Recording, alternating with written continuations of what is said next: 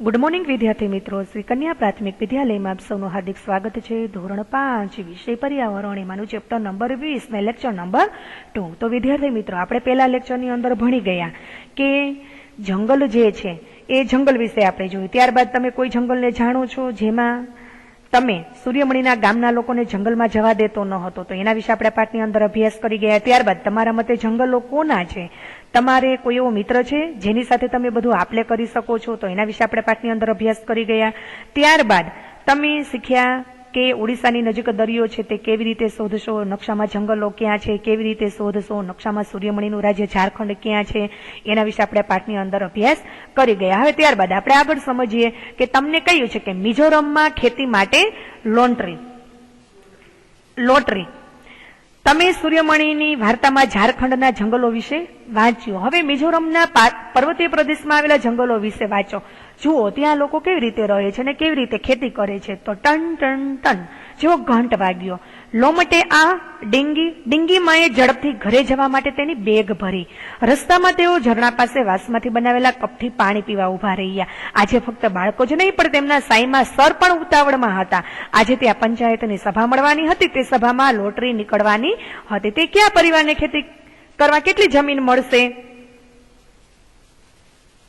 જમીન આ આખા ગામની હતી, કોઈ એક વ્યક્તિની ન હતી.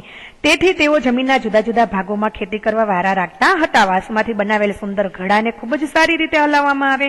તેમાંથી એક ચિઠ્ઠી કાઢવામાં આવે. સાઈમા સરના પરિવારને પહેલી તક મળે છે. તેમણે કહ્યું, ખુશ છું કે મારા પરિવારને પ્રથમ તક મળી, પરંતુ આ વર્ષે અમે બહુ જમીન નહીં લઈ શકીએ. ગયા વર્ષે મેં વધારે લીધી પરંતુ ખેતી સારી રીતે થઈ નહીં. મારી બહેન જીરીના લગ્ન બાદ તે સાસરે જતી રહી. પછી એકલા હાથે ખેતી સંભાળવાનું કામ ખૂબ જ મુશ્કેલ બની ગયું. સાઈના સરે 3 ટીન જમીનનું પૂછ્યું.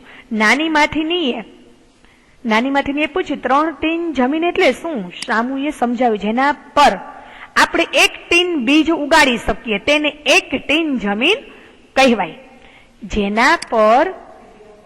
જેના પર આપણે 1 ટીન બીજ ઉગાડી શકીએ તેને 1 ટીન જમીન કહેવાય. તો ગામના પરિવારોને એક પછી એક તેમની જમીન ખેતી માટે મળવા લાગી. હવે તમને કહ્યું છે કે શોધી કાઢો. એમાં આપણે પહેલો પ્રશ્ન સમજીએ કે મિઝોરમની આજુબાજુ કયા રાજ્યો છે? તો મિઝોરમની આજુબાજુ ત્રિપુરા, મેઘાલય અને મણિપુર રાજ્યો છે.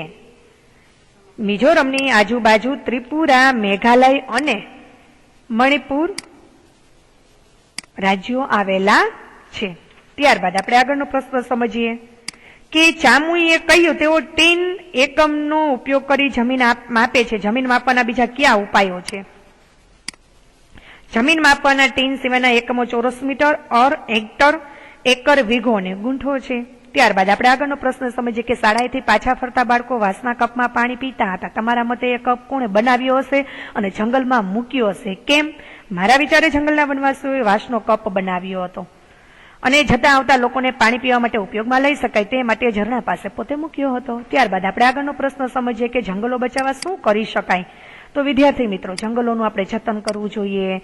ત્યારબાદ એના ઉપર કડક નિયંત્રણો અને ગેરકાયદેસર વૃક્ષો કાપતી વ્યક્તિઓને આપણે સજા કરવી જોઈએ. જંગલ ખાતાના કાર્યક્ષેત્રને વિશે સ્થાન આપવું જોઈએ. વિશ્વ દિન અને વિશ્વ પર્યાવરણ દિન જેવા દિવસો આપણે ઉજવવા જોઈએ. જંગલોમાં આગ ન લાગે ને એની તકેદારી આપણે રાખવી જોઈએ. વિવિધ એવા જંગલો બચાવવા માટે આપણે કામ કરી શકીએ છીએ. ત્યારબાદ આપણે આગળનું સમજીએ કે ઝૂમ કૃષિ. હવે ઝૂમ કૃષિ ખૂબ જ રસપ્રદ છે. એક પાક લીધા પછી જમીન થોડા વર્ષો માટે પાક લીધા વગર રાખવામાં આવે છે. ત્યાં કશું ઉગાડવામાં જ નથી આવતું. વાંસ અને અનિચ્છનીય છોડ તે જમીનમાંથી કાઢવામાં નથી આવતા. તેઓને કાપી અને બાળી દેવામાં આવે છે. તેની રાખ જમીનને ફળદ્રુપ બનાવે છે. સળગાવતી વખતે ધ્યાન રાખવામાં આવે છે કે આ આગ જંગલના બીજા ભાગો સુધી પહોંચે નહીં. જ્યારે જમીન ખેતી માટે તૈયાર હોય તેને થોડી ખોદવામાં આવે છે, ખેડવામાં નહીં. તેના પર બીજ નાખવામાં આવે છે. એક ખેતરમાં જુદા જુદા પ્રકારના પાક જેવા કે મકાઈ, ચોખા, શાકભાજી ઉગાડી શકાય છે. અનિચ્છનીય છોડ કાઢવામાં આવતા નથી, તેમને ફક્ત કાપવામાં આવે છે જેથી તેઓ જમીનમાં ભળી જાય. તે જમીન ફળદ્રુપ બનાવવામાં મદદ કરે છે. જો કોઈ પરિવાર ખેતી કરવા સક્ષમ ન હોય તો બીજા તેઓને મદદ કરે છે અને તેમણે તેઓને ખાવાનું પણ આપવું પડે છે. અહીંનો મુખ્ય પાક ચોખા છે. તેની કાપણી પછી તેને ઘરે લઈ જઈને મુશ્કેલી ભર્યું છે. પર્વતીય પ્રદેશ પર રસ્તાઓ હોતા નથી. લોકોએ પાક તેમની પીઠ પર ઉગાડી પણ ઉપાડી પણ લઈ જવો પડે છે, તેમાં ઘણા અઠવાડિયા લાગે છે. જ્યારે કામ પતી જાય ત્યારે આખું ગામ ઉજવણી કરે છે, લોકો ભેગા મળીને રાંધીને જમે છે, ગાય છે ને નૃત્ય પણ કરે છે. તેઓ તેમનું ખાસ ચેરાવ નૃત્ય કરે છે. કયું નૃત્ય કરે છે વિદ્યાર્થી મિત્રો? તો એનું એક ખાસ નૃત્ય છે જેનું નામ છે ચેરાવ. તો આ નૃત્યમાં લોકો જોડીઓમાં એકબીજાની સાથે જમીન પર વાંસની લાકડીઓ રાખીને બેસે છે. જેવું નગારું વાગે વાંસની લાકડીઓ જમીન પર પછાડવામાં આવે છે. નૃત્યકારો વાંસની લાકડી અંદર અને બહાર કરે છે અને તાલ સાથે પોતે નૃત્ય કરે છે. તો ચેરાવ નૃત્ય વિશે વધારે જાણકારી મેળવો. તમારા વર્ગમાં નૃત્ય કરો, પરંતુ ધ્યાનથી અને એકબીજાને નુકસાન પહોંચાડશો નહીં. હવે મિઝોરમના 3/4 લોકો જંગલો સાથે જોડાયેલા છે. અહીં જીવન મુશ્કેલી ભર્યું છે, પરંતુ લગભગ બધા બાળકો શાળાએ જાય છે. તમે તેમાંના થોડા અહીં જોઈ શકો છો. તેમની પાંદડાની સિસોટી કેવી મસ્તીથી વગાડે છે. તમે પણ આવી સિસોટી બનાવી હશે, ખરું ને? હવે વિદ્યાર્થી મિત્રો, આ પાઠની અંદર તમને અંતમાં કહ્યું છે કે આપણે શું શીખીએ. એમાં તમને કહ્યું છે કે ઝૂમ કૃષિ અને ભાસ્કરભાઈની ખેતી કરવાની પદ્ધતિમાં શું સરખું છે અને શું તફાવત છે. તો આપણે જોઈએ તો તફાવત એનો જોઈએ તો કે ઝૂમ કૃષિમાં વાંસ અને અનિચ્છનીય છોડને જમીનમાંથી કાઢવાના નથી આવતા.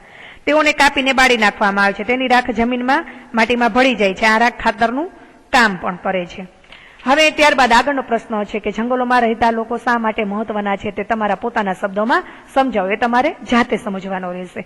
હવે ત્યારબાદ આગળનો પ્રશ્ન છે કે તમને ઝૂમ કૃષિમાં કઈ રસપ્રદ લાગ્યું છે તે શું હતું?